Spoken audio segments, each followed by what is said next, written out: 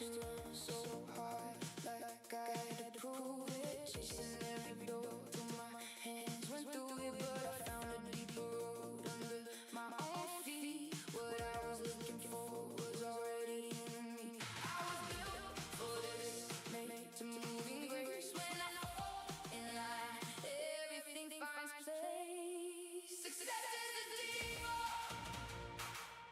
I was born to rise. Success is the default. When I'm in my design, it feels so easy now. It feels like breathing. Success is the default. When I'm where I'm meant to be. When I'm where I'm meant to be. When I'm where I'm meant to be. I stopped forcing open what was never mine. Stop borrowing the future from a crooked line. Now the work is clear and the burden falls. I don't need to chase it, I just answer the call. I was built for this, made to move in grace. When I fall in line, everything finds place.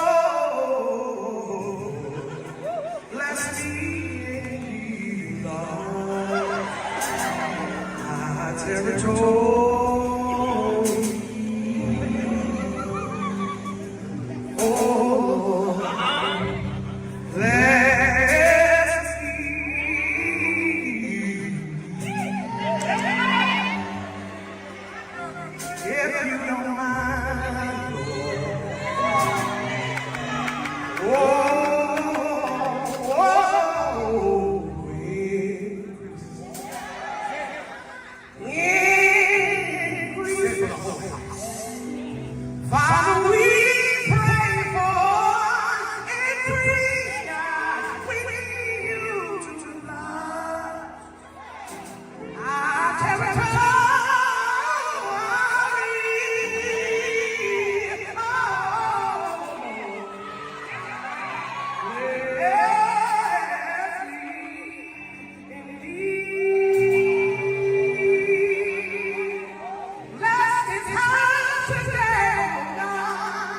Let's add a third verse. Why don't you say some hope?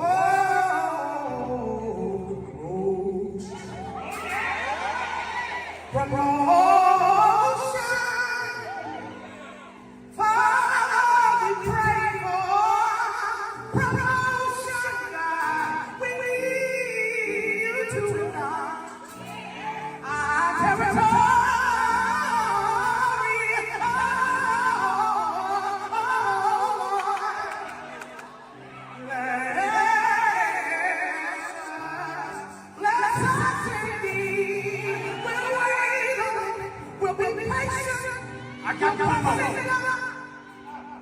Right, you want to say, God, you can trust us to expand. Oh, expand, expand us. Father, we pray for expansion, God. We need you to enlarge our territory. Expand us, God.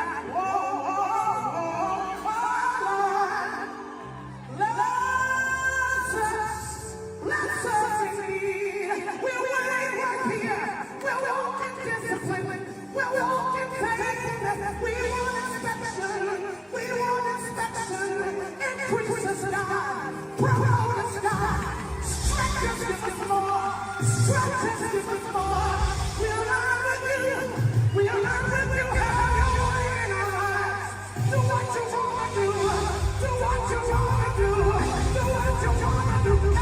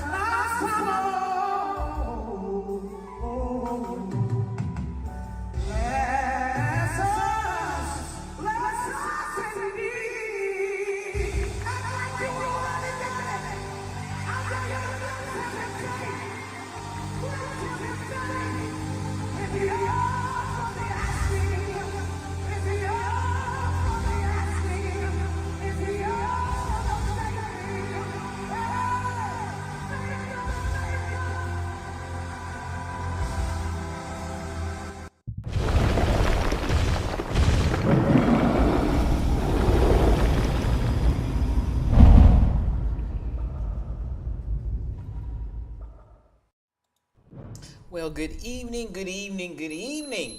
I want to welcome you to tonight's edition of yes, we are in the Chop House tonight, and I am so glad I see you. I looked up and saw J Trey, got real excited. It's good to see you, fam. One reason the Bishop of Twitch is in the house. It's good to see you as well, Bishop. Thank you for coming in, and there are some others in that are not in my chat, but it's good to see you on this evening.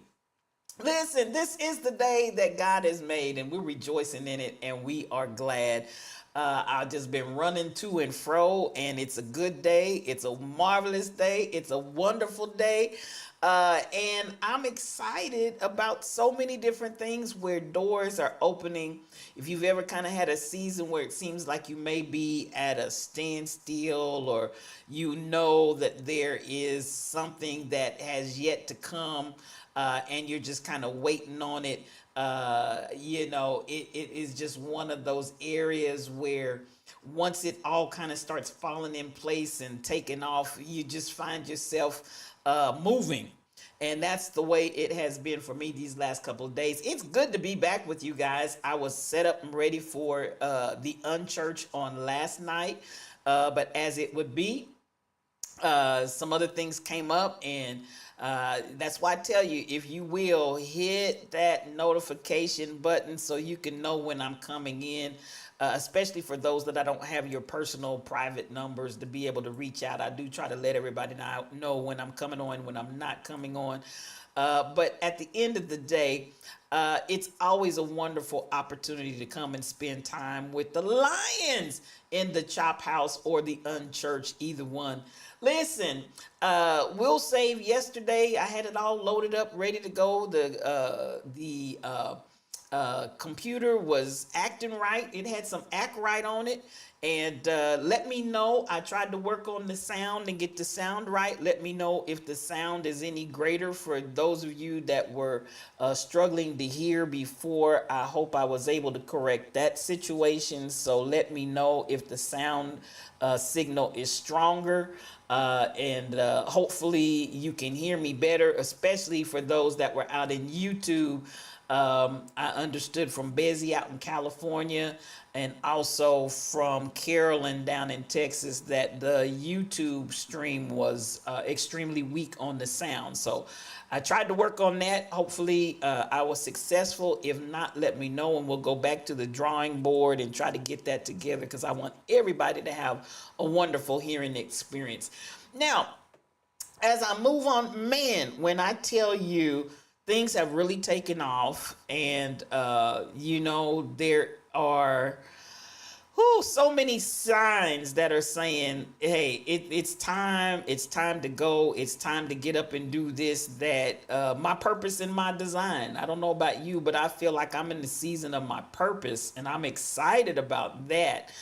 And as I'm moving, and as things are just like a magnet drawing to me, I'm feeling real happy down in my shondo, because it's good to know when you're on the right track and when things are flowing together fine. I want to say to those of you again that maybe have been waiting on your moment, waiting on your hour, waiting on your season, the wait is going to be short, if not ended here very quickly, because all hands on deck right now. I was blessed right before I came here. As a matter of fact, I ran in the door. My system was already up and running. And I came in and ran in the door and just queued it up and started letting it roll on the live here. But I'm excited because I will share what's going on with me community-wise, because I am active in a project program that is in startup here in Kansas City, Missouri.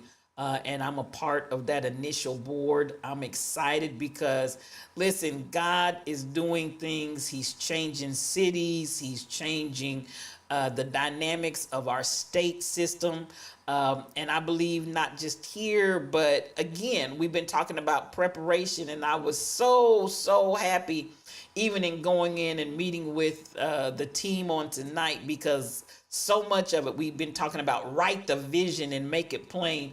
So much of what when questions and concepts and ideas were coming up for the board to approach and deal with, we've already experienced writing the vision and making it plain. It was just a matter of communicating the vision. And thanks be to God, the people are excited. The people are pumped up. They're thrilled. I've been asked to go down and present what we are planning and some of what we're doing at the council meeting here in the city. So, when I talk about getting busy, please understand I'm not just talking about lip service and talking a good talk. I mean this thing, as the old folks used to say, I mean Jesus every step of the way. So we'll be going down and making a presentation before the city council here of Kansas City, Missouri. I'm excited and looking forward to that. Appreciate the opportunity to be chosen and allowed to go down and speak a vision. I do believe that we have a vision. The Bible says without a vision, the people perish, and somebody needs to see something. And even as we've been talking and saying, if one can put 1,000 to flight, two can put 10,000 to flight. I want to say, even for the Rebel Inc., I want to say thank you to her. She sent me something today relative to finance, and even on today's meeting, opportunities for tapping into some financial streams that I didn't even have on my radar at all. And God just starts to open the door. Won't he do it? Won't he will? Yes, he will. God just starts opening doors and bringing you before people. And I believe that that's what's happening for many of you as you get up and start moving. God's going to bring you before the people that you need to be in front of. I mentioned the Rebel Inc., and she sent me something that was very encouraging, because ultimately it was expressing the point of, it's not about numbers. It's not about, listen, if nobody believes in you, believe in yourself. And let me say this, I believe in you. For those of you that are taking your time, energy, and effort to come into the Chop House, let me just verbalize that to you. I believe in you. One reason I believe in you, Bishop. Jay Trey, I believe in you. Carolyn Green, I believe in you. And to the others that are not in my chat and just out there observing, please know I, the spiritual thought leader, believe in you, because I don't think you're here in these streams by accident. I think it's divine design and divine purpose that you are here. And at the end of the day, whatever it is that God has on your heart, truck driver, I want you all to hear this. God is ready to launch you out in the things that God has for you to do. Be bold and be strong. That's what I want to say, Bishop. Be bold and be strong, for the Lord our God is with you. And as we are looking at, I want you to... I think I said this on the other day. I want you to start looking at your circumstances with the same scenario I talked about when the prophet and the young men were surrounded by the army, and it looked like they would not win and they would not prevail. And the prophet prayed for the young man's eyes, because the young man's eyes were looking at something that did not look as favorable as he felt like it should have been. There may have been something that was like, listen now, it's just you and me. And at the end of the day, I want us to know that with God on our side, and when we tap into our spirituality and we're living our design, we're living out our purpose, we're walking and talking what God intended for us to operate in from the time that he thought of us, the inception of the thought of who is Jay Trey.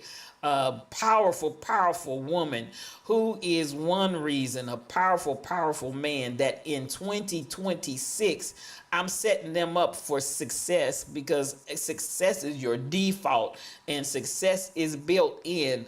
I want you to just walk in that, Carolyn. I want you to walk in that, truck driver. I want you all to walk in it. I want you to walk in that, Cassandra. The success is a default. And just know that God is with you and for this purpose and for this time in 2026 and beyond, there was a purpose and a design for your life.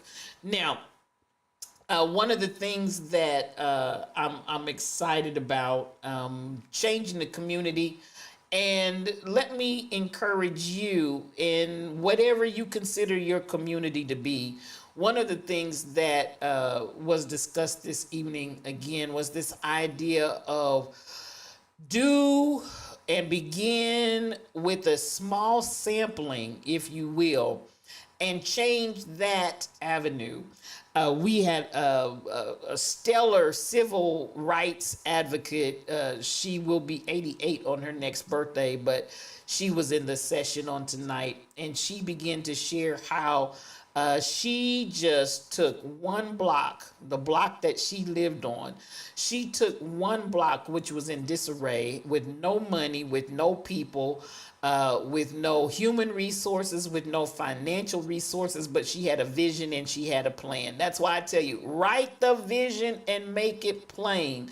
I don't care what your plan is. If your plan is for your place of employment, if your plan is something, whatever that plan might be, write that vision. I see you, Cassandra Woke. So good to have. Come on, choppers. Come on.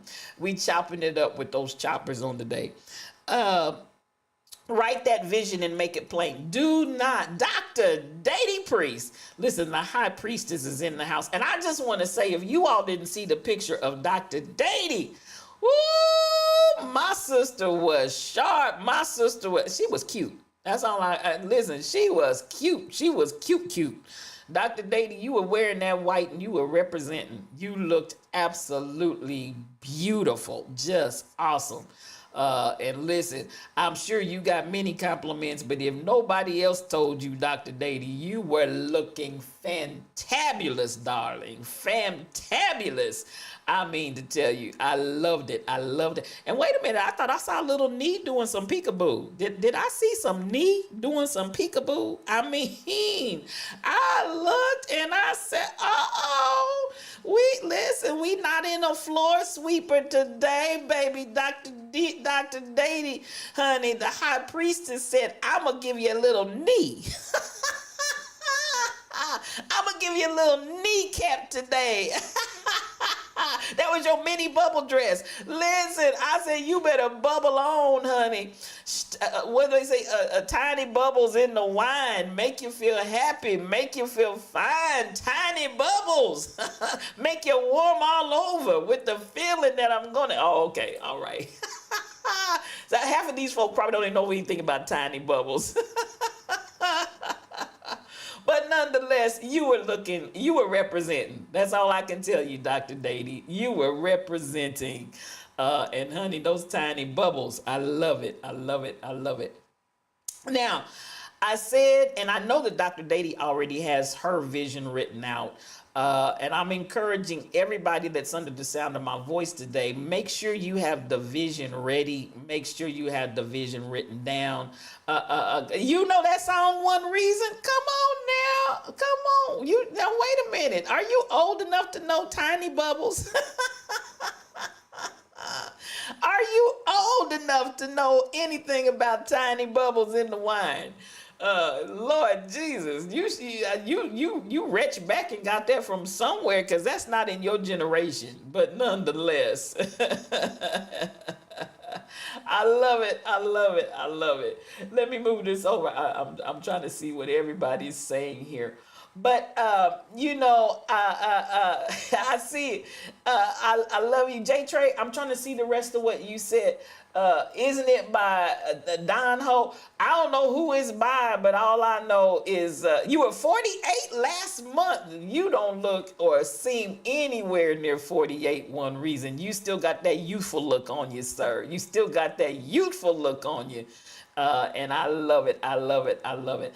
I don't know about Don Ho. I don't know who sings it, J Trey. I just know the song, and we used to sing it all the time when I was in high school. So that's how I know it. Listen, you still got that youthful look, and it looks good on you. 48 looks good on you, sir. You just are fabulous. Now, as I said, get that vision written down, write the vision and make it plain. I felt good, to be able to sit in the midst of people that have been, again, as I said, I was really our esteemed one of our veterans in the civil rights movement who will be 88 in a couple of weeks. I felt very esteemed to be in her presence and to just sit at her feet and to listen and absorb. I was just a sponge. I did get an opportunity to share, but I was even more so a sponge. This is what I want to say to us, and I want to encourage us. When we come in the space with our elders, and we come in the space with people that have been where we're trying to go, and we come in their space, give place to them. Give place to them. Give that listening ear that's attentive to what they have to say, because I guarantee you they have some wisdom that if you just listen and concentrate on what they're sharing, there's a whole lot to be gleaned from what they're saying. Believe me. She said some things today that just set my soul on fire. And I just, and she's another one reason I never would have guessed that this sister is, I know she's been around, and I know that all of her contemporaries, she started talking about when she went to jail, and we talking about for civil rights, when she went to jail and how they were charged, and the judge would not sentence them. The judge would not, it was like they had favor with the judge, but the people found them guilty, and it was all about civil rights. And as she talked about that situation, and the very people of renown here in Kansas City, Missouri, that are very well known, all of them deceased now except for her. And I just sat and I listened to her, and I thought, listen, that's what I'm talking about. And they actually offered herself, and we had a man, one of our civil rights giants here in the city. His name was Reverend Hartsfield, and they had an opportunity to senior, because there is a junior, Wallace S. Hartsfield. And they had an opportunity to have their records expunged because they really did not want they really didn't want them to be charged, because they knew they were wrong. They knew that civil rights and what they were standing for, what they had been brought up on charges for, was the right thing to do. And at the end of the day, Don Ho was one of the many that did Tiny Bubbles. He was working on the show. He's working on Yo Sexy Knees. Yo Sexy Knees, please. Listen, go out there and find that picture of Dr. Dady, so you can see her sexy knees, because she was giving a little knee. She was giving a little knee action. Listen, and those knees were sexy. And so at the end of the day, go out there. She's in white. She's in her all white, got her little hat on, and baby, she did that thing. She did that thing. Uh-oh, I messed her up. Okay, there we go. You're not going to hum on me tonight. I got you together, and I'm going to keep you together. But yeah, she did that thing, Cassandra Woe, and she was giving it. She was giving it. Please believe me, she was giving it, and I loved every angle of it. I absolutely positively did. But back to the story. Yes, J Trey. Yes, J Trey. Listen, my virtual nieces have been all in your inbox. Dr. Dady, We trying to keep tabs on you, sis, because baby, the way you were serving it, I'm like, Lord Jesus, she might not. I know you told me you were on the highway driving the other day, and I said she might not go back home alone.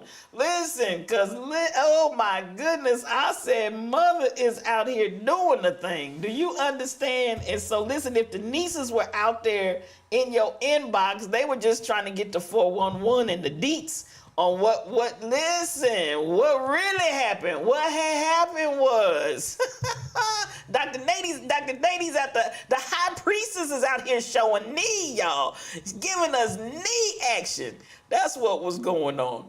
So I don't blame them for being in your inbox, because we got questions. We got questions. We want answers. She was fancy. She was, J Trey. She was fancy. And I don't mind giving you your props, baby, because you represented in that all-white party. It was looking good. So anyway, to the point of my senior civil rights, I can walk and chew gum at the same time. I'm still on that story.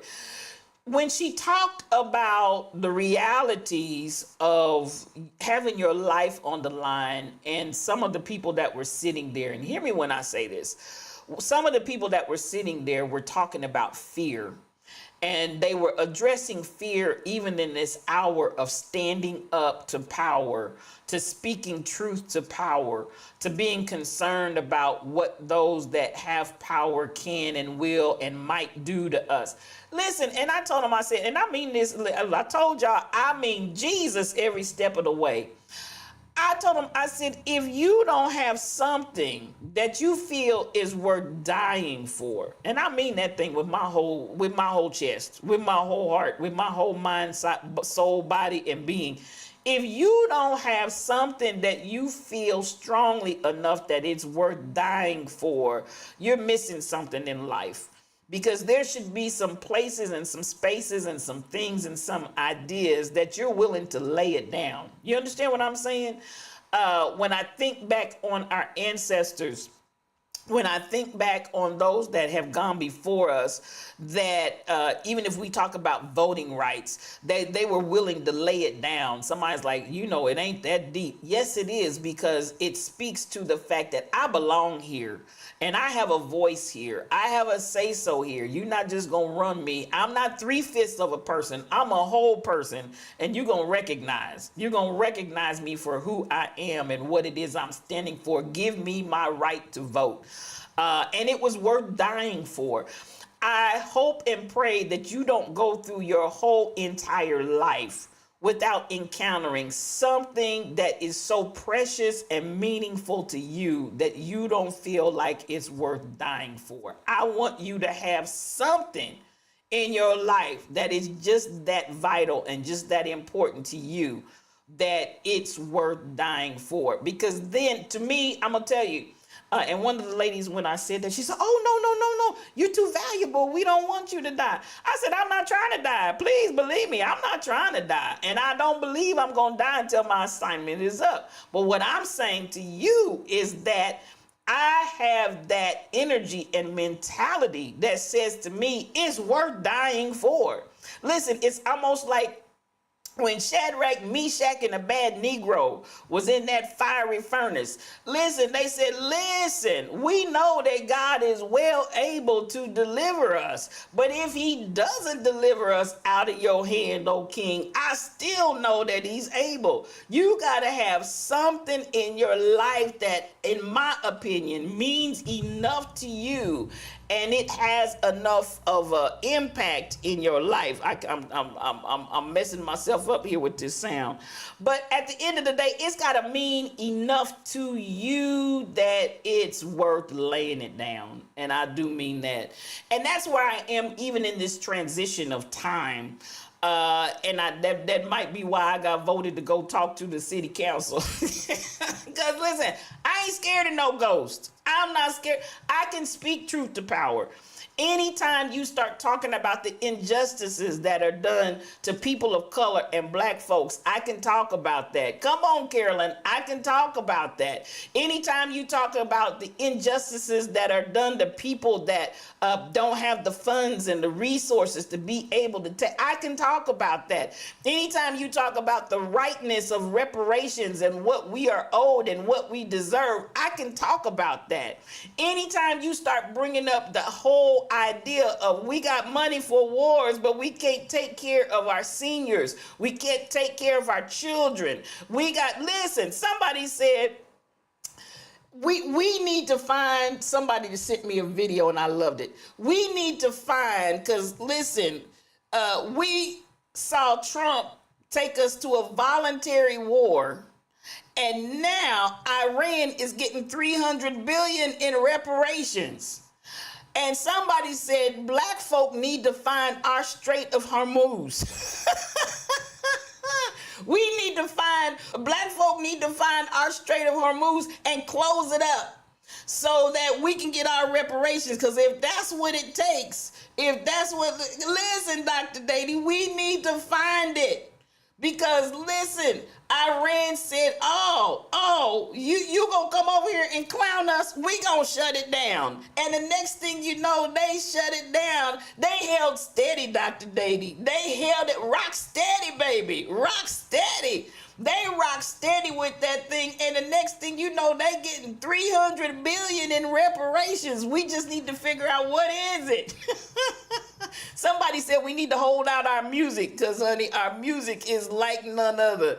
But one thing I'm gonna say this, and I mean this with my whole shondo as well. Have y'all noticed that on AI, what they are replicating in the music industry most heavily is black music? Have y'all paid attention to that? That's what in AI, even if you go look at the Lego videos that they've been coming out and trolling Trump with and this, that, and the third, the majority of the music that they are releasing is black styled music. I said, we can't have nothing. I mean, nothing. Every time you turn it, our culture reigns. The black culture reigns, Dr. Dady. Everybody wants to get a taste. Somebody was talking about Terrico. Is that his name? That's running, using gospel chords and everything. One reason the choirs, they've gone and they have replicated the black folk to a T, and that's what they're releasing because they know there's something about. I said, listen, they imitate us, but listen, we laughed at. I can see his face. Rock and roll, you stole it, and you didn't even use no gel. Little Richard, when Little Richard talked about, listen, you can imitate it and all of that, but it cannot be replicated, not at this level, because he's the original. And at the end, yes, thank you, Little Richard. That's exactly where I was going. Stacy 546. Come on in here, sis. There's my twin, and I love you. Now, they were talking about Terrico, and they were saying it like it was some big thing. Now, listen, y'all, and I'm not trying to tell you who to vote for, because shut up! Come on, one reason. I'm not trying to tell you who to vote for. I just want you to pay attention. Pay attention, folks. Pay attention. So they were talking about how much of Terrico, I think that's, y'all can correct me. I don't know if I'm pronouncing his name right. Spell it for me down there and I can read it correctly if I'm not giving it out in Texas accurately. Write his name down there so I can pronounce his name correctly. I'm coming up with Terrico because that's what's on top of my brain right now. But they talked about how he took all of these points from Barbara Jordan. Now, let me tell you what. They were like, he said this, and that was straight from Barbara Jordan. He took that, and that was straight, like he really did something big. And they were trying to really put that out there as an appeal to black folk to see how he's identifying with black sentiment. Now, I'm going to tell you how I felt about that. Copycat. That's how I felt about that. Come up with something original. Barbara Jordan didn't mimic. Barbara Jordan didn't imitate. Barbara Jordan didn't copycat. Barbara Jordan came out with original thoughts. Don't think you gonna come out here. Wait a minute. I felt something in my shondo. Y'all remember when Melania came out and regurgitated? Oh, I'm chopping it up tonight. Y'all may not be ready for me.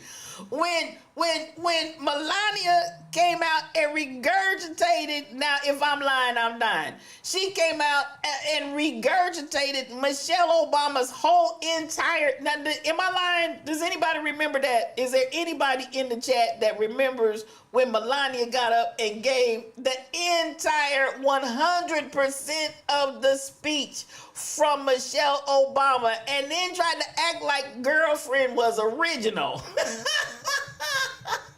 Come on here, One Reason. She verbatim, Dr. Dady, verbatim. Now, people try to say that imitation is one of the greatest flatteries.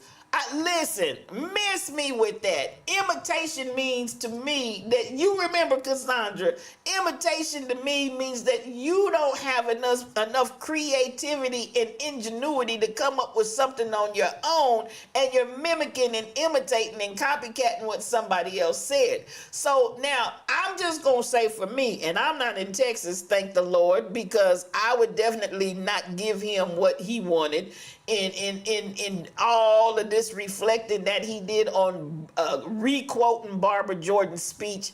That means absolutely positively nothing to me, because at the end of the day, she was a lady of the evening. I'm surprised.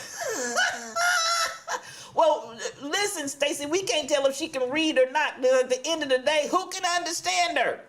I'm just saying, who can understand the words that are coming out of her mouth? Because she still has a heavy accent, all the while her husband is trying to make fun of everybody else and talk trash on anybody else that has an accent.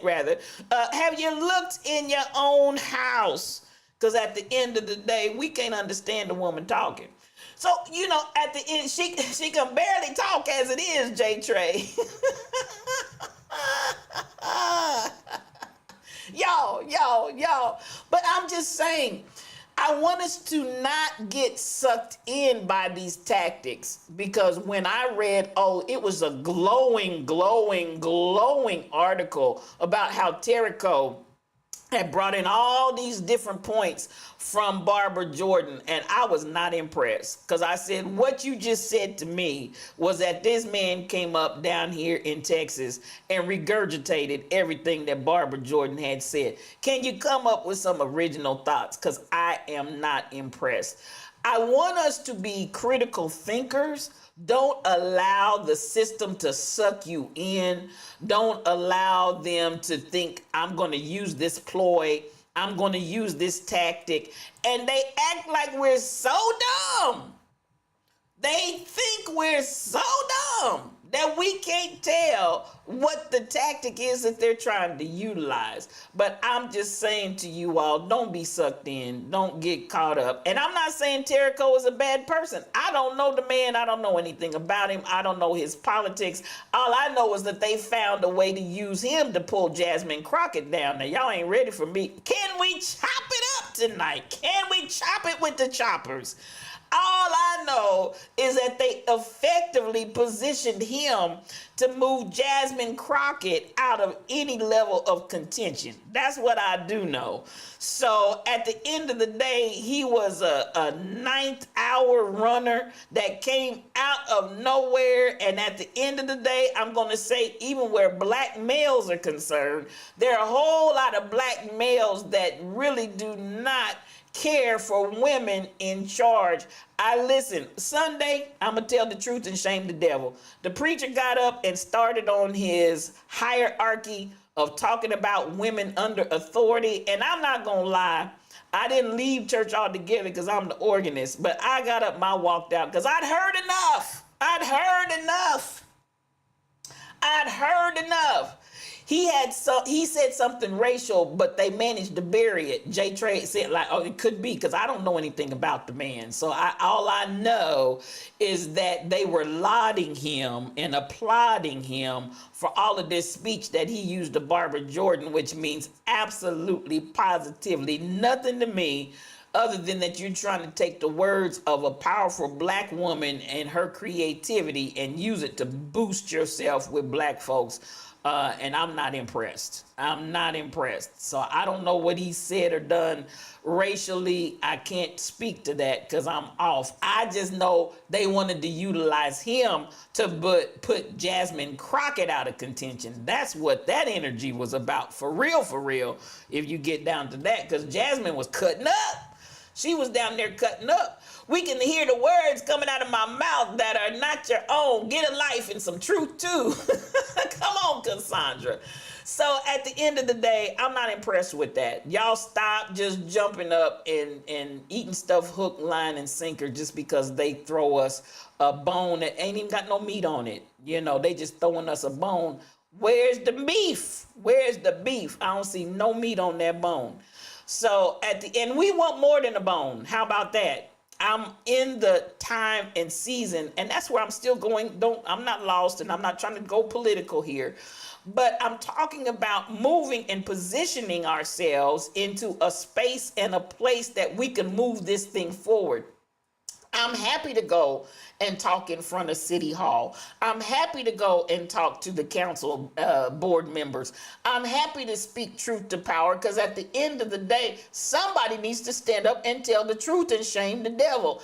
And we have expectations. We have demands. We have things that we are requiring. We're not, listen, y'all. When you go down into hell, just like Jesus went down into hell and he came out with the keys to death, hell, and the grave. You don't go through hell and don't come out with some keys. Y'all understand the words that are coming out of my mouth. Don't you ever, never, ever go into hell and don't come out with some keys. Baby, we came out of this hell and we're coming out of this hell and we're coming with some keys.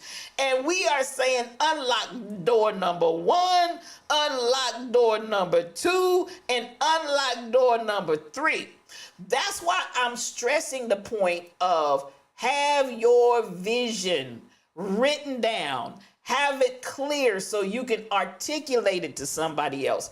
If you cannot articulate your vision to somebody else, it's not clear in your own head. Hear me when I say this. If you cannot articulate your vision to someone else, it's not clear in your own head. I need you to understand it before you try to communicate it. It's almost like A Song is Born. There was a season when the church I was affiliated with, we would have what was called A Song is Born. And so every year, several of the songwriters, myself included, would present new material in that form. And the people would come and pack it out because they wanted to hear the new music that was being released. And so I had one young lady that came to me and she said, I got an idea for a song. I said, okay, what is it? Baby, there was no concept. She had some words on a piece of paper that she had scribbled down. She didn't have any concept of how it was. But when I tell you, we ended up writing this song for this girl, and they still singing it to this day. They singing it around all kind of places. And every time I hear somebody else sing, I laugh to myself because I think to myself, she didn't write that song. We did. I did. And at the end of the day, she just be smiling and grinning like she really wrote a song. You need to have the meat and not just a framework, not just some words. You need to have that thing together so that you can communicate it.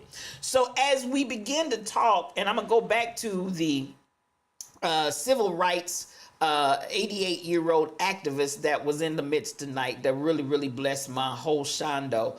And she began to talk about how one of the first things that they did, they would go out and walk the area that they wanted to affect change in. And this is one thing that I want to say to you. If you've written the vision, write the vision, make it plain. Whatever your landscape is, and like I said, I don't know, it might be your job, it might be in the school, it might be, I don't know where your feeling of this is my calling, this is my purpose hails from. But wherever it is, get familiar with the domain and the territory. She talked about how for 2 years they just walked the area. Now, they weren't just walking the area. I know sometimes people do, like, I'm doing a prayer walk. I'm not saying, I'm not putting that down. But what they did, they walked the area and they got to know the people of the area. And this is what I want you to take notice of. Walk your area and get to know all of the elements and all of the effects and all of the people. Who am I needing to network with? Who are the people that need to be involved? And don't get caught up with numbers, folks. Don't get caught up with, I don't have. She talked about how she went into this place and had literally nothing. It was just her and a vision that God gave her. She actually moved into that community, got one of the rundown houses and fixed it up. But her vision that God had given her was for that whole neighborhood. And she has completely turned that thing around. But this is what I want you to hear me say. Know the area. Know the folks that you need to network with. Be clear in your thoughts. Be clear in your plan. Be clear in your mind. Be able to talk it in your sleep. Be able to talk it to a grade school kid. If you had to explain it to some kids at grade school, be able to explain it to a PhD scholar. Be able to explain it at every level. Be able to explain it, I don't care, in the dark, in the light, in the nighttime, in the daytime. I want you to have that thing so embedded in your shando that anytime you need to bring it forth, that you can produce it. I want you to know the elements. Now, this is the thing, because what happened was, when she went into by herself, she didn't have a group of people. She developed a group as she was there. When they saw what she was doing and they began, and this is what I want you to hear. Somebody will catch your vision. If you write your vision and make it plain, somebody will catch your vision. It will resonate with them. One of the things, even as she was talking on tonight, and she began to talk about Ubuntu. Well, anybody from Kansas City and anybody that knows me know that I was asked to open up a place called Ubuntu Village. And it was given money and funding by the Impact Zone, something that was going on here in the city. And people were taking the money and abusing it. They were taking the money and running. That's basically what they were doing. And it was dropped in my lap as a project, and the folks thought I was going to fail. But, baby, we made that building successful. But it was called Ubuntu Village. And so when you talk about Ubuntu, I am because we are. And the whole idea about Ubuntu as well, there's a proverb that they often tell about how there was an old man that had a bushel of apples in a basket that he placed at a tree, and all the children were lined up far away from the tree, and he went to them and told them, whoever gets to the tree first gets all of the apples. And so what they did, again, I'm talking Ubuntu, what they did, they all linked hands and arms together and they walked together to the tree so that they all could participate and partake of the abundance of the apples. And it wasn't one person gets all the apples like we have in our greedy system that we have operating when we talk about the way that we flow in capitalism. Whoever gets to the apples first, Dr. Day, do you understand what I'm saying? Whoever whoever gets to the apples first gets all the apples, and then you dole them out and sell them and whatever else you're going to do. But the idea of Ubuntu, I am because we are, and we make a conscious effort to link our arms together, and nobody's going to outpace or outrace anybody else. We're going to walk linked arm in arm, and that was what I was asked to open up Ubuntu Village. And of course, once we got it profitable, because there's some folks that capitalism does not work. It does not work because you give everything to one and everybody else has to beg and figure out how they're going to. As a matter of fact, you know, I began, somebody had posted something and they were talking about how water, God gave enough water for all of us, but we got to pay for it. Somebody figured out how to make us pay for water. There's enough air for everybody, but somebody figured out how to, there's enough land for everybody, but somebody figured out how to make us pay for it. There's enough food growing on, even just naturally on planet Earth that everybody can eat, but somebody figured out how to monopolize it and how to take it and make you pay for it. Stuff that is here on this earth for free. And we turned around and figured out with capitalism how we can make everybody pay for what really is free to them, and they're making nothing but sheer profit. So, and that was the whole essence and element of the slavery system. You got workers and you got labor that nobody is paying for, but then you turn around and charge for the goods. And somehow or another, we thought this made sense, but it makes absolutely positively no sense. And that's why God created it the way that he did, free for all. But when you get capitalism that does not understand and operate in Ubuntu, and this is where we have to radically, hear me when I'm talking, we have to radically commit ourselves to Ubuntu. When she began to talk, she being that 88-year-old civil rights activist, when she began to talk and she said, when she mentioned that she ran on something called Ubuntu, honey, you know my ears went straight up because I'm like, listen, I birthed the whole village. And when I told them here locally, it's located at 42nd and Troost, and it's still standing.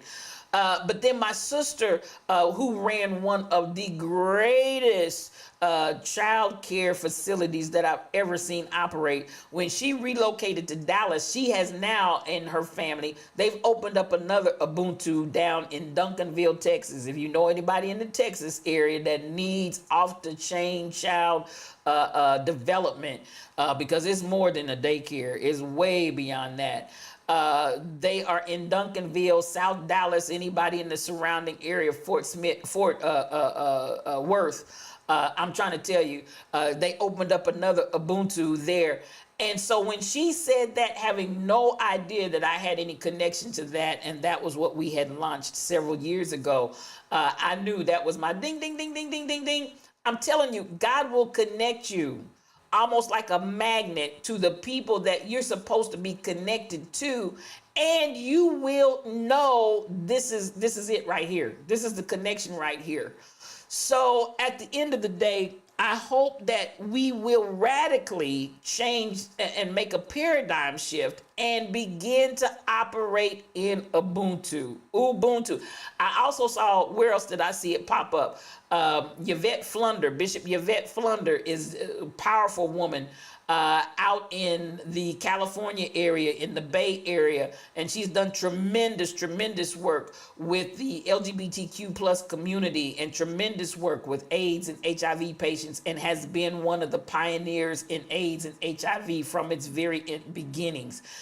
And she has now moved her movement into Ubuntu. And it just keeps, you just keep, at the time that we did it here in Kansas City, nobody was talking about Ubuntu. And they were like, what is that? What does that mean?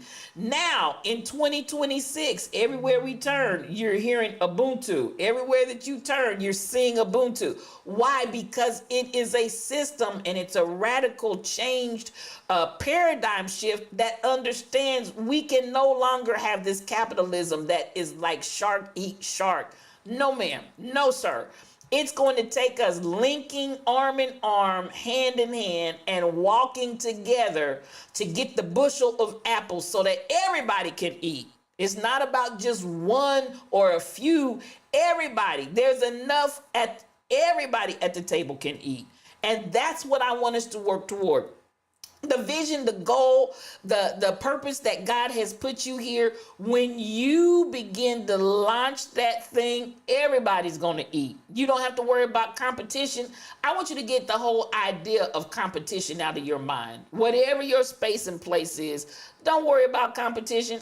Because at the end of the day, there's enough for everybody.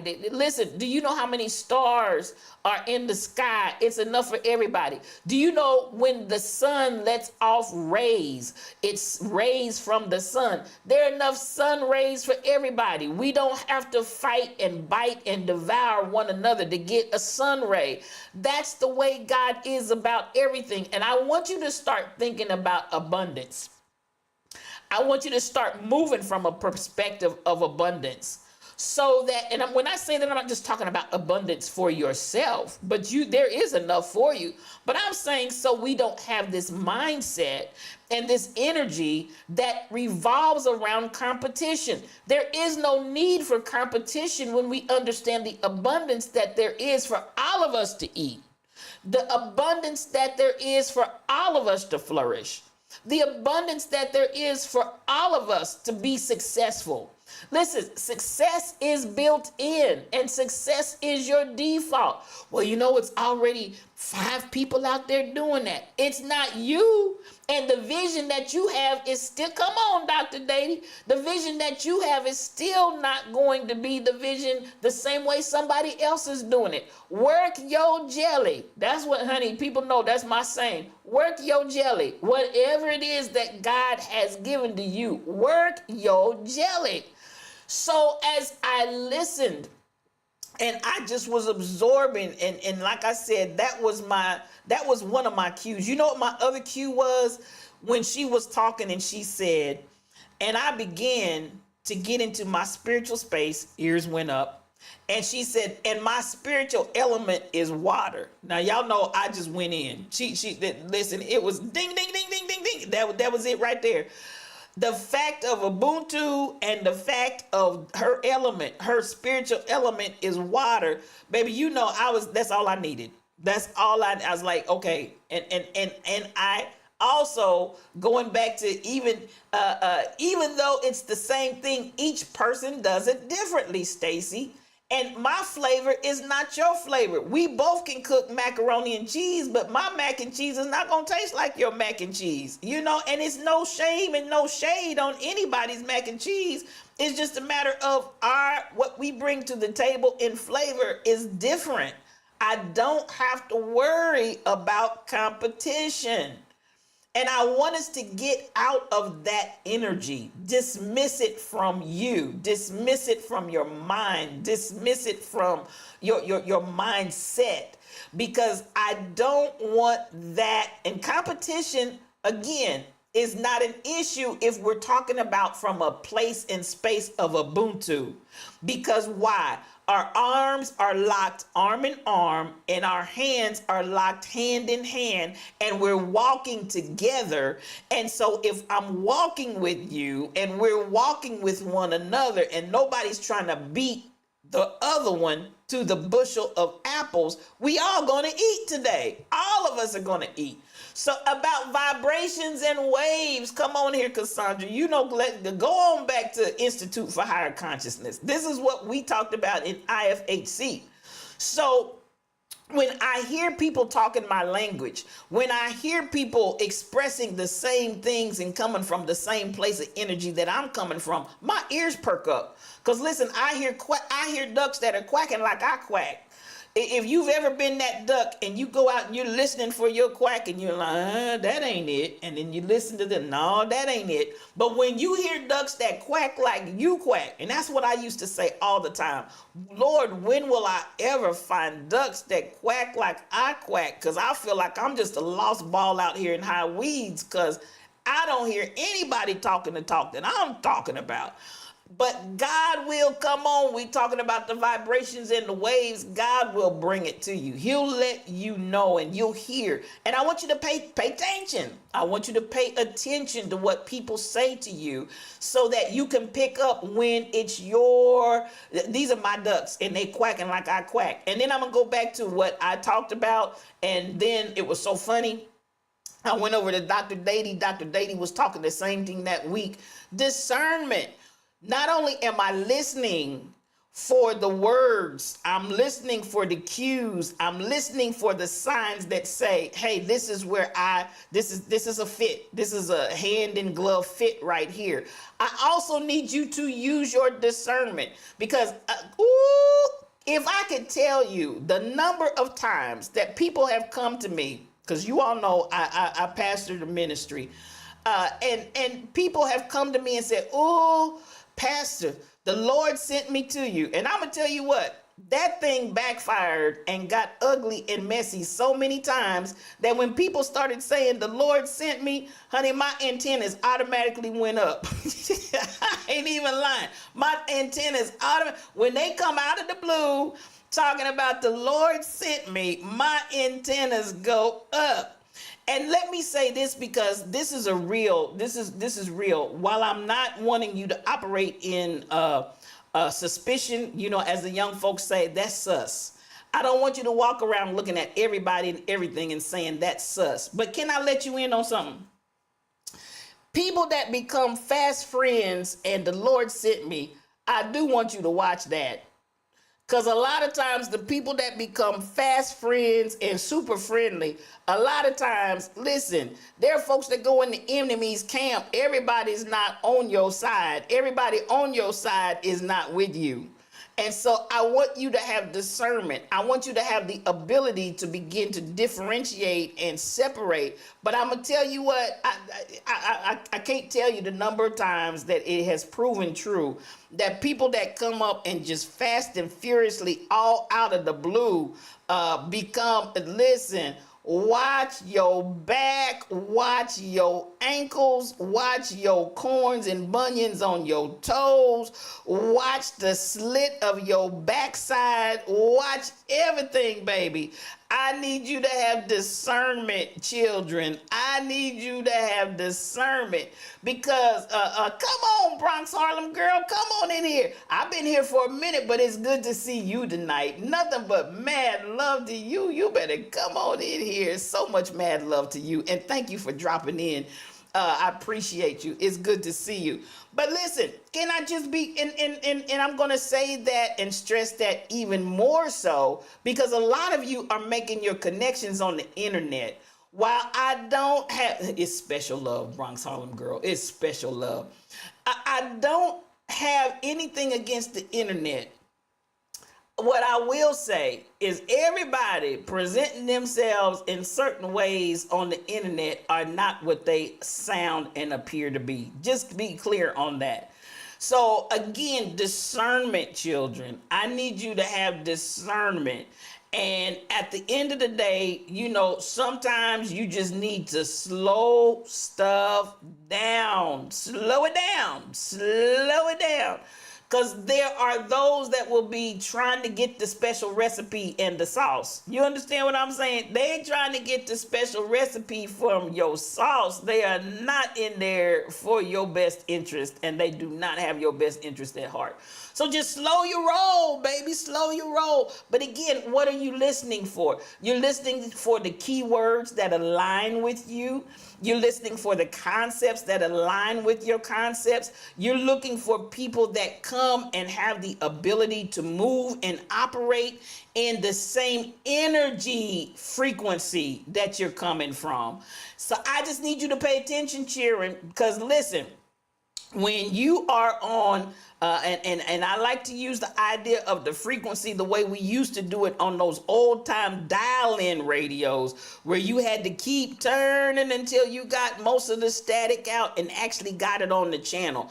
Keep turning that dial until you get it, put it on the channel loud and solid and clear. Clarity. I want you to have clarity.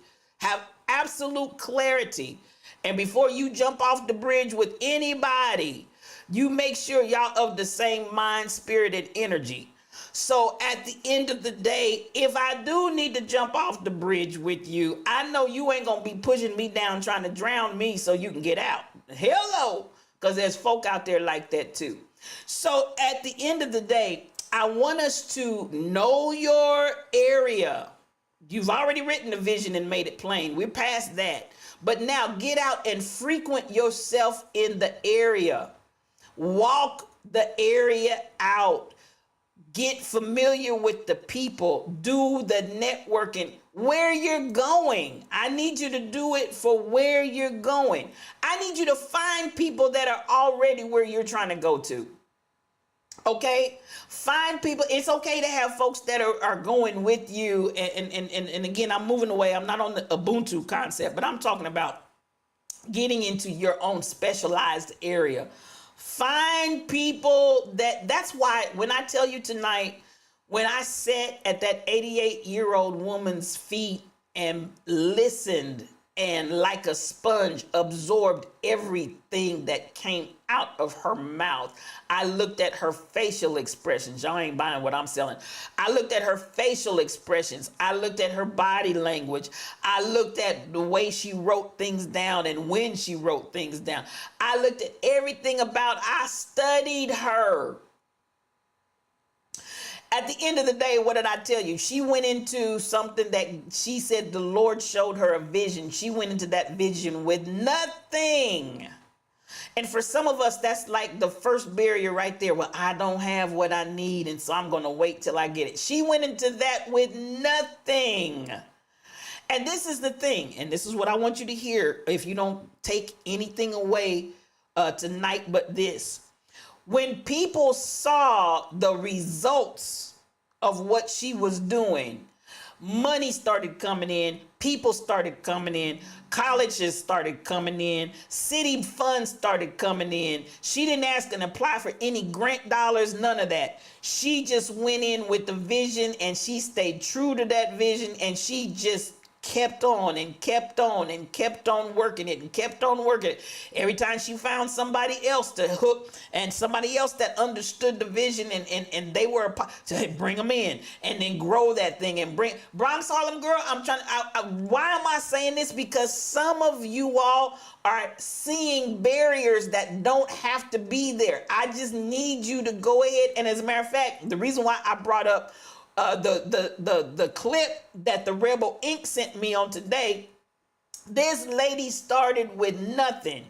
This lady started with everybody talking negatively. You're not going to be able to do this and you're not going to be able to do that. She said she went for 3 years before she was able to accomplish fully. And I want to say now she's operating like an $80 million fund. Did you hear? And this is a black woman too. Did you hear the words coming out of my mouth? An $80 million fund. This woman is operating. But she just took the Nestea plunge and started swimming in the ocean with belief that what she saw, what she heard, what she felt, that she could do it, and she was well able to possess the land. Bronx Harlem Girl, come on with that class. Let me see. Because listen, at the end of the day, $80 million. Now that's some cha-ching. And and hear me when I'm saying I am not thrilled and tickled and caught up with the 80 million. I'm tickled and thrilled and caught up with the idea that from nothing for 3 solid years, without any backing, without any support, baby, she believed in herself. She believed in herself. And that's why I say, if you don't have something that you feel is worth dying for, this whole vision that I've been talking about for some time now, I almost feel like Noah, that's key, Bronx Harlem Girl. That's key. You got to believe in yourself. If you don't believe in you, how is anybody else going to believe in you? And there are times when people come and they believe more than you do about what you're saying for you. You got to believe that thing and give it to your whole mind, heart, spirit, emotion. That's why I said, when you have gotten to the point where you've digested that thing and you have allowed that, yeah, you digested it, and you not only eaten, but you've digested, you swallowed the whole thing and chomped it and chewed it, and then, like I said, the cow chewing cud, you've regurgitated it and then chewed it again, and then you regurgitate it, and then you chew it again and get every ounce and every drop of nutrition out of it. That's the way I need you to be about your call and your purpose. I need you to be just like that. Dr. Dady, you said, I tell people that it doesn't make sense for me to believe in them or their vision more than they do. Absolutely, Dr. Dady. We have got to get the perspectives corrected. And many times, and I do understand wanting people to encourage you, but honey, what did David say? Encourage yourself in the Lord. Encourage yourself in your vision, because there's not going to always be a cheerleading section for you, beloved. Matter of fact, come on, Bronx Harlem girl, we talking facts up in here. As a matter of fact, as you go forth in your vision, oh, been there, done that, you're going to have some of the very ones that got on the bandwagon with you at the beginning, and they're going to do just like they did Jesus, and by the end, they're going to be like, crucify him, crucify her. And you will have to have that thing so anchored down in your shondo.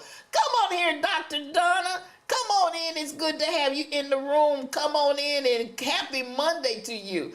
The path to your vision, it can be lonely, Dr. Dady. You are not lying. It can be lonely. If you don't believe or love yourself, how are you going to tell anyone else, and how are they going to believe in you? You got to believe in yourself, even when they come back. Because listen, some of them are gonna I'd be less than right if I didn't tell you. Folks are gonna come up and say, crucify her, crucify him. It's gonna happen. But I'm not saying that for you to focus on that. I just want you to have the understanding of the expectation. Because it's going to come. And so when it happens, y'all going to remember, you know what? STL told me. She already warned me. And even though she warned me, the warning was just for me to know, hey, it's time for me to keep on pressing. This is not anything that's going to stop my flow. This is not anything that's going to hinder me and keep me from my purpose and my design.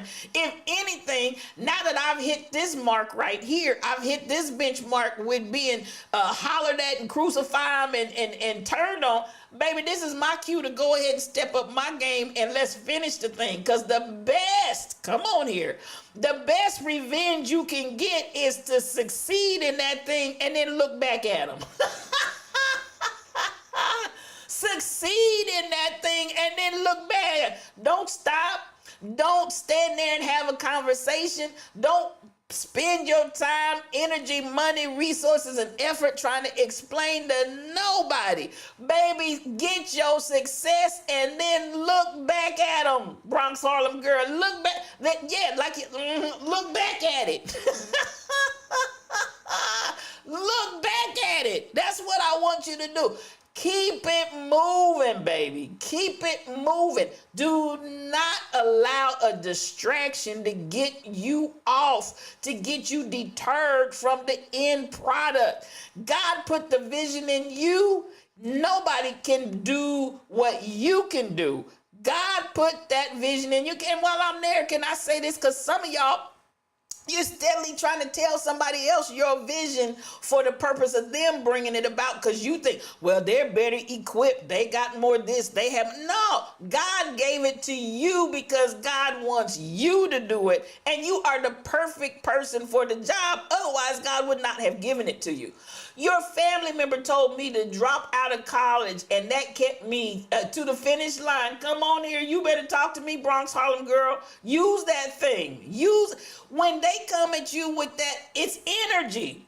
When positive and negative collide, that's how you create energy. You take a proton, you take an electron, and you bomb those two things. You allow them to clash. You allow them to come together force, and that's what makes energy.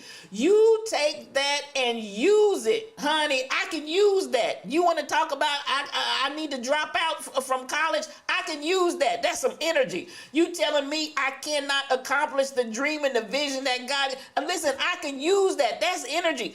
I don't have to take that and get so wounded and so overwhelmed and so, oh, my heart is hurt. Baby, you can't hurt my heart, baby, because listen, I'm covered. I'm ready to go, and I got God, and at the end of the day, I know I'm on point. So watch me cook. Watch me cook. Because the words that are coming out of your mouth they're not going to stop or hinder me one bit. I'm going to take that energy that you just threw this way. I'm going to take that energy and I'm going to utilize that. That's the mindset I want you to have. Why? Because success is built in. And success is your default. I'm telling you, I want you to believe that with your whole shando. Now, that's you individually, and I'm not worried. Why? Because also in Ubuntu, I'm linked to Dr. Dady. I'm linked to Bronx Harlem Girl. I'm linked to Cassandra Woke. I'm linked to One Reason. Listen, we all are linked together so that, listen, even when I get a little weary and I get a little tired, I got somebody on each side of me that's helping to bring me along. I have somebody else's momentum that has me all able to just keep on stepping and keep on moving and keep on going towards the apples. You understand what I'm saying? I'm not in this thing all alone, but I've got strength in numbers. A 3-chord band is not easily broken. I've got support. I've got leverage. I've got love. I've got all the things that I need in the people that stand with me and stand beside me as we walk this thing together. Success is my default, Dr. Dady. Success is my default. And success is built in. When God thought of you, he put the success in you. I know my thoughts concerning you, thoughts of good and not of evil, to give you a desired end. Success is built in. So when I move in that space, in that place, and I know without a shadow of a doubt, when I tell you, and I'm a little charged up tonight because listen, when I sat across the room and looked at these people that had like vision, when I sat across the room and I really was fed by the 88-year-old civil rights activist, and listen, and she said it unapologetically. This ain't my first rodeo. I said, yes, mother, this ain't my first. And when you've been through something and it's not your first rodeo, the Lord is the strength of my life. Who do you want me to be afraid of? I ain't scared of nobody. I'm not scared of anybody. And I want you to have that same energy. I want you to have that same vim and vitality that says, I'm not scared of anybody. The Lord is the strength of my life. Of whom shall I be afraid? I'm not scared of you, or even you. Because at the end of the day, I know what it is that I'm moving toward. I know the vision that's been put in my heart. I know that this is the call that God has for the purpose of my life, and I'm going to fulfill it. And going back, Dr. Dady, success is built in. So I want you to know that thing so well. I want you to be confident in your heart, mind, emotions, and spirit. And why do I say emotions? Because sometimes one of the biggest enemies you can have is your emotions out of whack, your emotions out of control, your emotions that haven't been healed, your emotions that sit. And listen, I'm not even saying you can't move because your emotions aren't healed, but I want, listen, they can be healed. They can be healed. As they went, they were healed. I want in my portion forever. Come on, Cassandra, you better talk to me. I want you to recognize that if your emotions, matter of fact, I'm gonna say this. I'm gonna say this. And I listen to the young people, and my goddaughter said something that blessed my whole shondo in conversation. And I was listening to it from the voice of a young person that has been through a lot. And I listened to what she said. And she said, I've spent my whole life knowing how to deal with trauma. Trauma had set up certain patterns, certain things that were familiar, certain things that this is what I'm accustomed to. And she said this, now that trauma is gone, what do I do? Come on here, somebody, talk to me.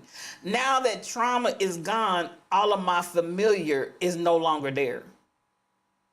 Now that trauma is gone, the mechanisms and the coping aspects and elements that I used before no longer serve me. So I'm standing here with nothing.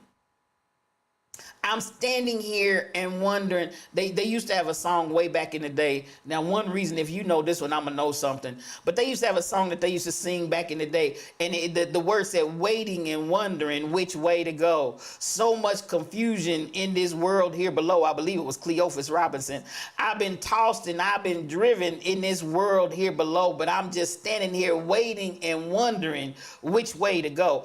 And I have to say to those that maybe did come, myself included, I had to relearn. What did I say? Much of what we're going through, we come here built in, with success built in, and success is our default. But we are often bombarded with different traumas in life that causes us faulty programming. And we have to go back and be reprogrammed. How do I reprogram from here? How do I if we were talking about like my friend works for Ford, and every now and then again they have to retool the whole plant. They'll have a shutdown period of the plant so it can be retooled. Y'all understand the words? You didn't know that one. I got you. One reason I got you. Yes, waiting and wondering. Okay. Anyway, at the end of the day, they had to shut the plant down from time to time and retool. And I want us to understand sometimes, especially when we still have some places where God is yet healing us from our past traumas, we have to shut the factory down and retool. Okay, because at that point they're bringing in, and usually that would happen when they were shifting from one model to the updated new model. Whatever that old model was, that machinery no longer worked because they're no longer building that older model vehicle. Now they have to retool it. Oh, there's a word right there. There's a word right there. If y'all would just receive it. They had to shut the plant down for the new model that they're getting ready to put out on the assembly line, and they had to retool the whole plant. And some of us are going to have to go through a phase where we may have to shut the plant down so it can be retooled to put that new model out there. All right. So whatever you have to do with the emotions, but your emotions need to line up, because what will happen if those emotions are still running amok? Every time you get ready to make some good, solid progress, your emotions will just, they'll show up at the most inopportune time and just they just will cut up. Do you hear me? They will act a plumb fool. And so you got to be able to pull and rein those emotions in. Am I talking to anybody? Because that's just as critical to your success. Success is built in, but I got to make sure that my factory plant is tooled with the new, I've been retooled for the new model that we get ready to put out here on the assembly line. Come on here, Bronx Harlem girl. And so at the end of the day, it's not to say, man, why am I shut down? I said this at the very beginning. Even as I'm thankful now, I'm coming out of a retooling. I'm coming out of a retooling phase because the new model is ready to come out on the assembly line. I had to retool, and now that everything's starting to move, it's like boom, boom, boom. It's like lightning fast. It's like boom, boom. I mean, I look over here and boom, there it is. I look over there, boom, there it is, and it's all good. Upgrade so you won't fade. Come on here, Cassandra. Bring it to me. Bring it to me. So as we are in this place of upgrade so you don't fade, I need you to hang with it. I want to stop and say this. I need you to put out the new model. I need you to put out the new model. Come on, Bronx Harlem girl. I need you. Some of you, I will say, well, I'm going to just keep putting out last year's model. I'm going to keep putting, no, listen, I decided, I found some of my sound effects and I know I saw it. Let me see if I can find it. I need you to be very clear on this point. You are not going to allow yourself to be satisfied with last year's model because at the end of the day, I need you to do an upgrade so you don't fade. I need the latest model on the assembly line. I need and must have the newest version of you, the truest version of you. And that's really what this journey spiritually is about, is getting back to my real created self. Yes, we got some programming along the way that was not good. Yes, we got some programming that was just straight up wrong. But you do not have to live there. You do not have to be stuck there.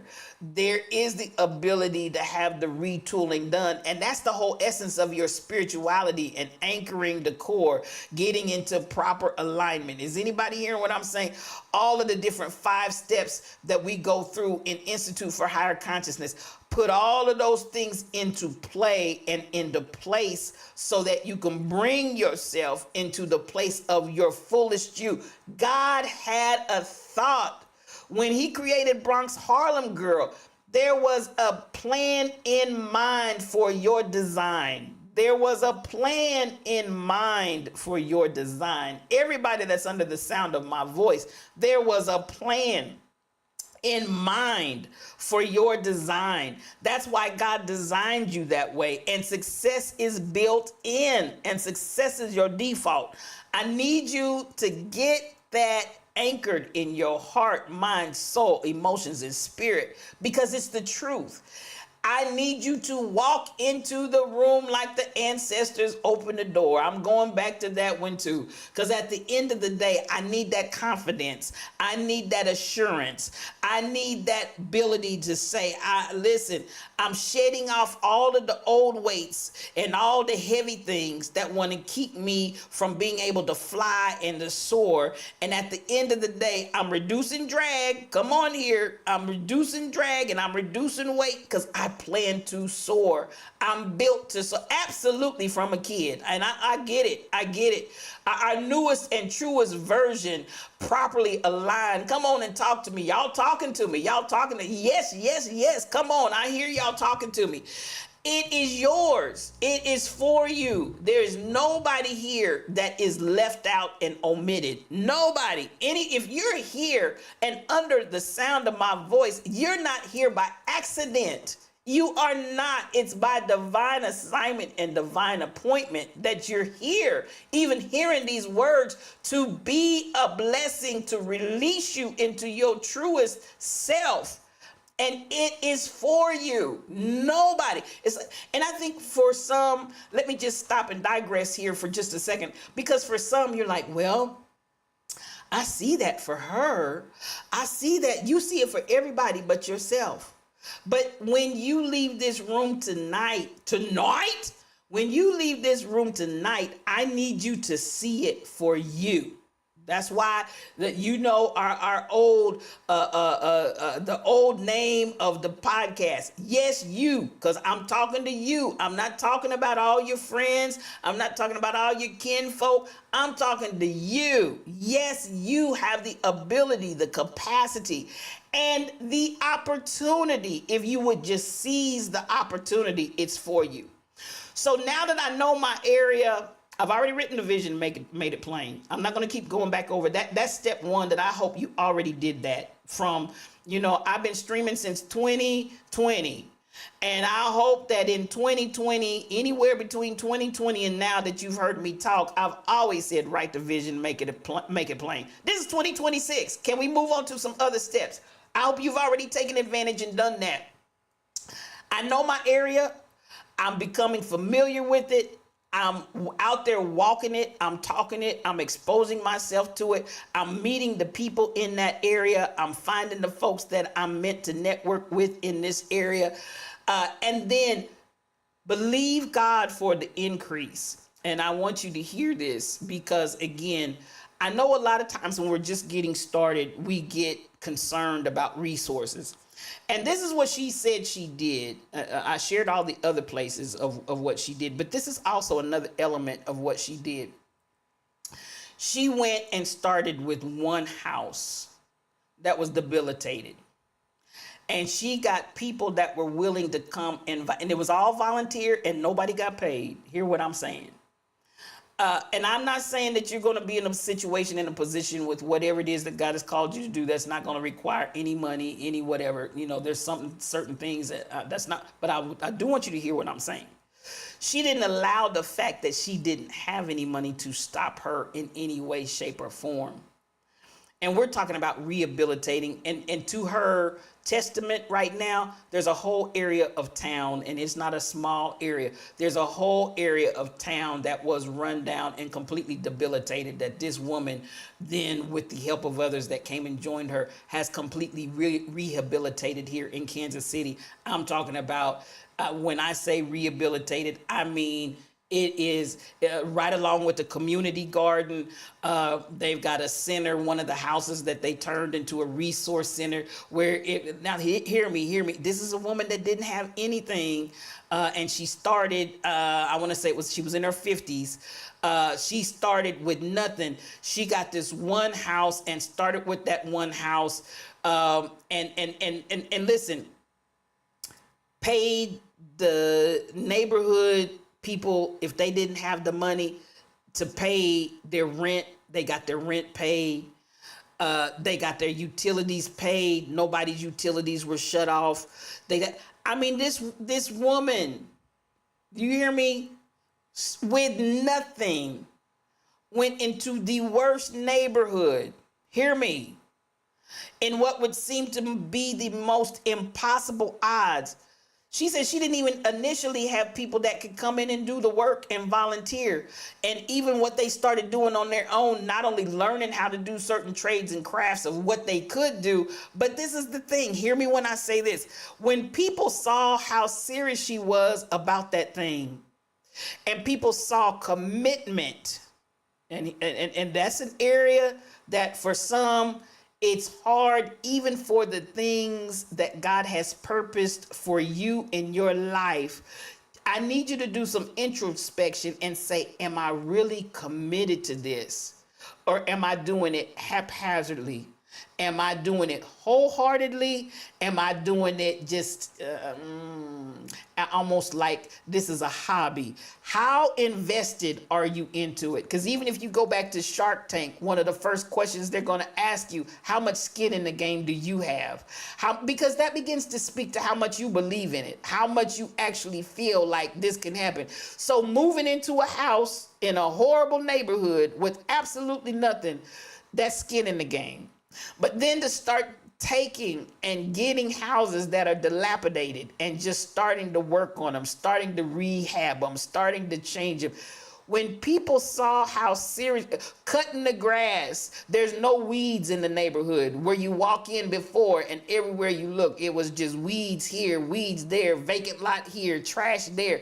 Go in and spend the time, energy, and effort. Get the trash bags on your own. Go out there. She began to talk about how much she had walked and how much she walked the neighborhood. And oh my God, it was just unbelievable. And at the end of the day, when people saw she was serious about that, she said then there was one of the professors, one of the students told the professor about her. And so the professor went down and checked her out. And then the professor was just mystified and shocked, stunned, and amazed. And she said, can I come down here? And said, yes, come on. And a Caucasian sister. So, you know, she's like, now we in the hood. She said, I know. She said, what do you know about the hood? She said, I don't know nothing, but I can learn. And she said, come on. She said, if you got a mind that you can learn, come on. She said if she had said I can come and bring answers, she said I wasn't gonna let her come, because if she thinks she's coming to the neighborhood and gonna tell us, and she was like, no, that ain't gonna work. But when the woman said I don't know, but I can learn, she said I knew then her spirit was right and she was the right person for the job. And she subsequently went back and she engaged like a Habitat for Humanity. Come on, Bronx Harlem girl. She went back and she engaged other faculty from the college. Then the college found funding. Y'all, do y'all understand what I'm saying? The college found funding. Finally, one of them is good. Come on, Stacy. No, it's a whole lot. There's a whole lot of white folk that's good. Listen, don't you fool yourself. There's a whole lot of white folks that are in the fight and in the battle. You and I appreciate you, but listen, there's a whole lot of good. We just get it's overshadowed by dark shadows. We got Barnabas Collins out here. Y'all don't know anything about dark shadows either. But we got Barnabas Collins on the loose, and the hand of Count Patorfi is out here tearing the people up. But at the end of the day, there are a whole lot in the fight. And this is what I do believe. By the time they got the faculty in and the college started funding, and then the city saw what they were doing, and you know, the city's not going to be outdone. They may not, I can't speak to how true they were in their hearts to it, but they were not going to be outdone without saying, oh, we got some skin in that game. Now, you may not be willing to go out and in the heat of the day and make it happen, but once you can get to push the train up the hill, and when the wagon starts on the downside, everybody will jump on once you get it over the hump. But at that point, once everybody jumped on, funding just started coming from everywhere. Not grant dollars that she had to pay back. Pay attention to that. But funding that was not mismanaged, that accountability was 100%. Nobody had to worry about there was money that had been stolen. Nobody was taking money out of for salaries or anything. That money was 100% used for what it was intended for. And as a result, that whole neighborhood flipped. And it is one of the areas now today. They got a community garden. I started to say that earlier, but I wanted to hold off on that point. They have a community garden that they have that's big, and anybody can come and eat from the community garden. So nobody has to be hungry. You understand the words that are coming out of my mouth? We can do this. We can do this, but we steal from the premise of Ubuntu and not from capitalism. And Ubuntu, come on, Bronx Harlem girl, I'm telling you, listen, let me give her some applause, because I need y'all to know.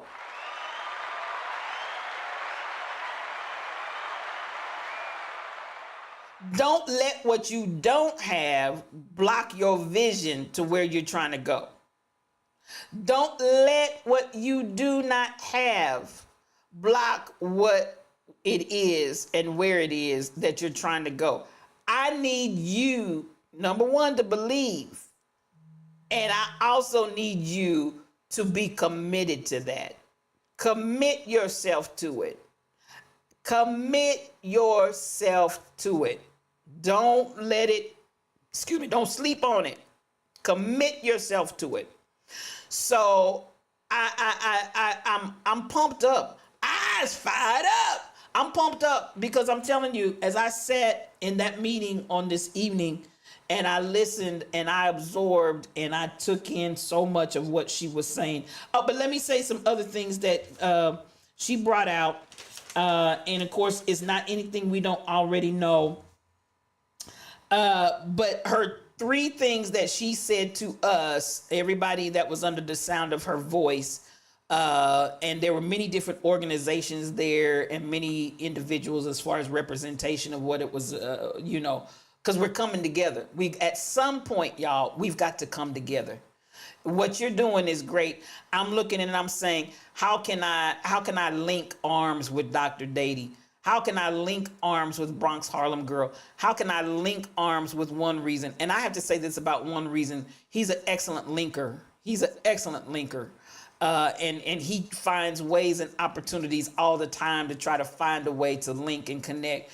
How can I link with all of you that are under the sound of my voice and whatever we got to link arms and say Ubuntu and move toward the vision, move toward the prize, move toward the goal, but we got to do it together. We got to do it together. No competition here. We got to do it together. No capitalism here. We got to do it together. And I am because we are. I am because we are. And when we can create the we and get the we moving, then we'll get to the prize so much quicker and everybody can eat. But the three things that she told each of us, she said, make sure these three things: organize, develop, and implement. Organize, develop, and implement. And she admonished each of us to raise the standard. She talked about how even in the Black community, how the standard has fallen from the time that she and all of those pioneers of the civil rights movement, they have all fallen asleep and passed away. But she said the standard that we had to stand together as a community and stand together in the face of organize, develop, and implement. And she went into more, but I just want to give those three highlights. She expounded on each of those, but I wanted to just highlight with those 3 points. And so her subtopics dealt with corruption and accountability. Let me just read through some of these, breaking down the barriers, raising the standard, looking at who we're going to network with, recommend solutions, and who all needs to be involved in the project for the solution, being very clear about what we want, and what does it take to make that happen.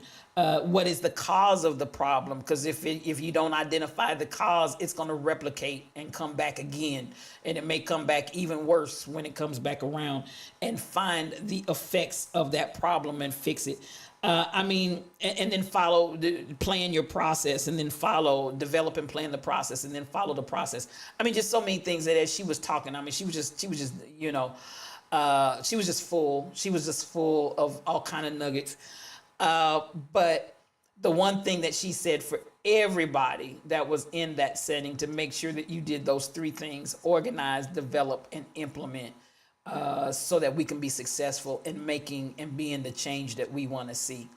I came away pumped up. I came away encouraged. I came away full. I'm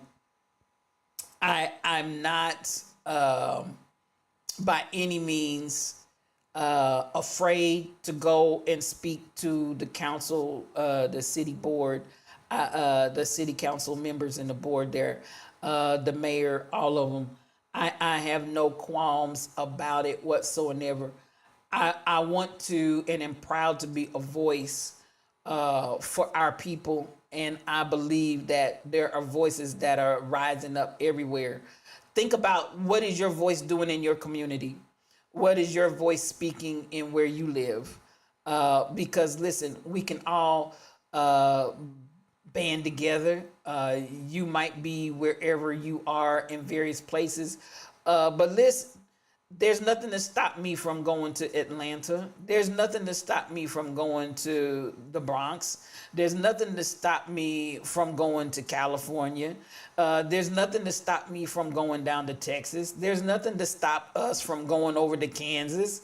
There's nothing to stop us from coming together. And, and I'm going to say this, and I love what has come about with the Twitch meetups. And I can't speak to any of them because I haven't personally been able to attend any of them. I think it's great fellowship, great opportunities.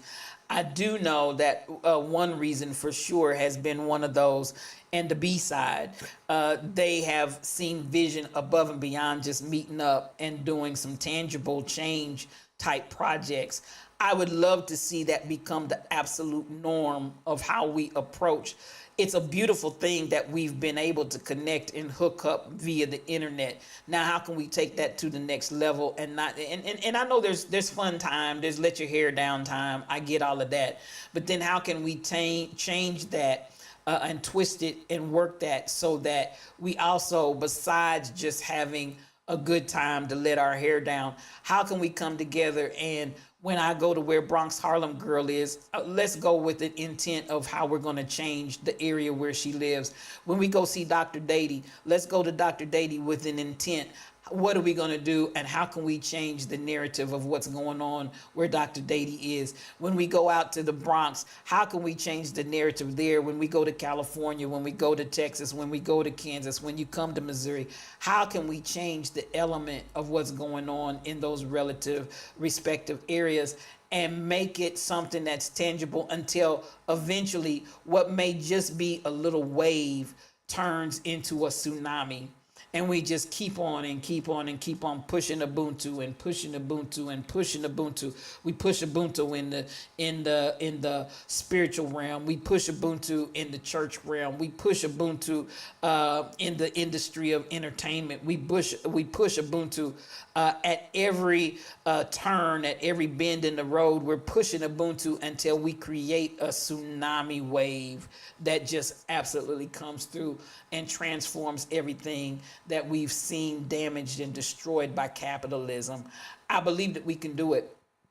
I believe that we will do it. I believe it's going to happen. It's happening. But all we have to do, again, not just organize and develop, but we also need to implement. At some point, we've got to put it in practice. Now, I'm talking about on a larger scale. Let me go ahead and bring it back to. I keep bumping this. I'm having a sound problem, so I'm trying to work with that, and I keep bumping it because of where it's sitting. I'm trying to get that out. Just a moment. But we've got to do it on a personal level.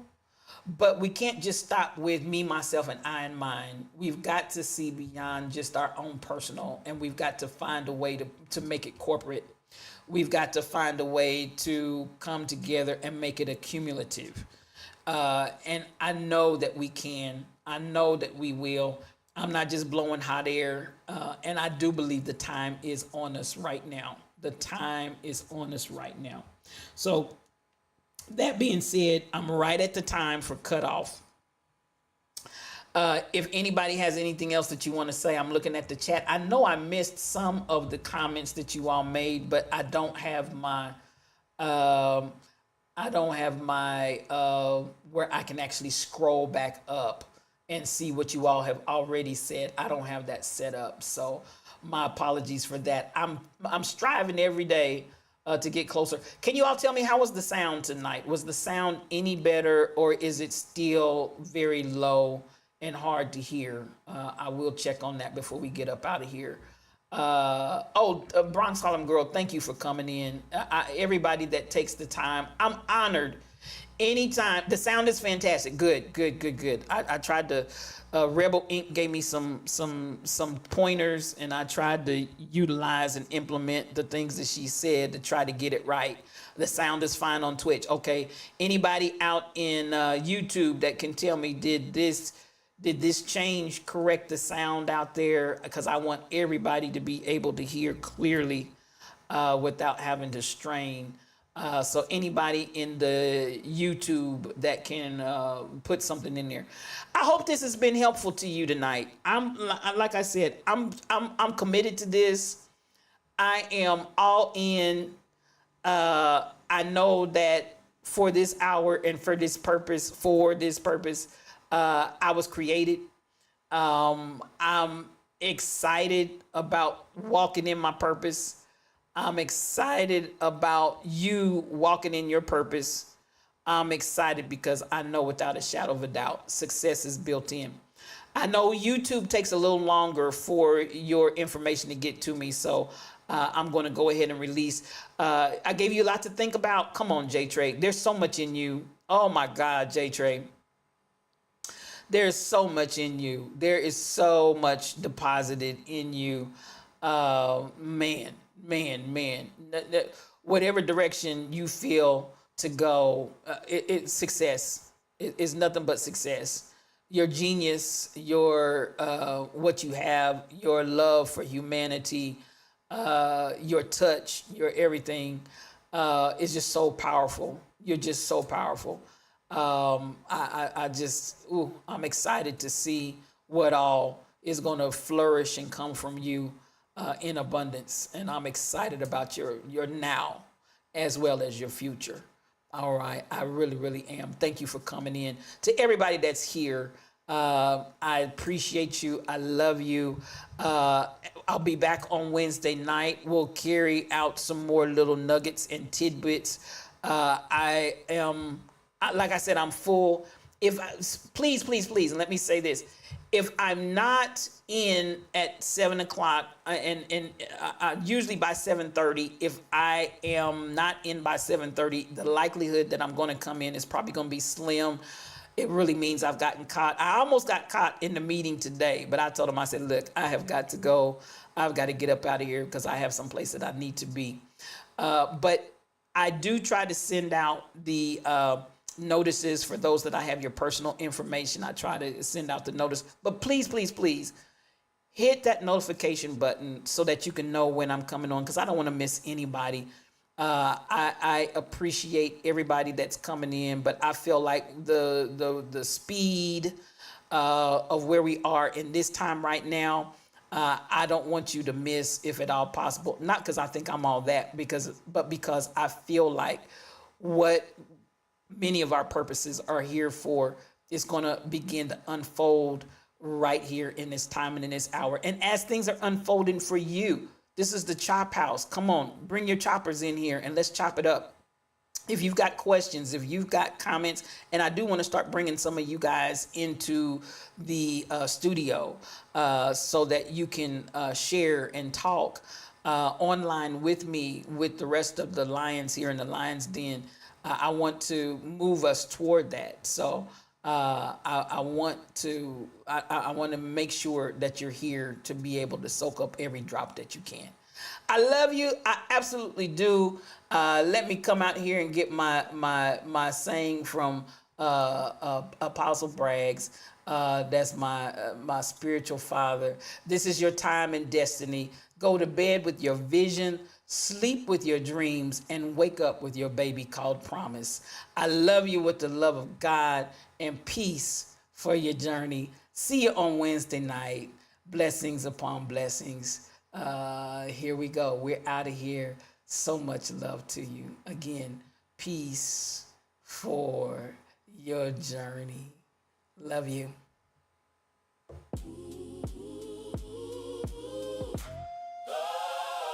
Pull up a chick. Yeah.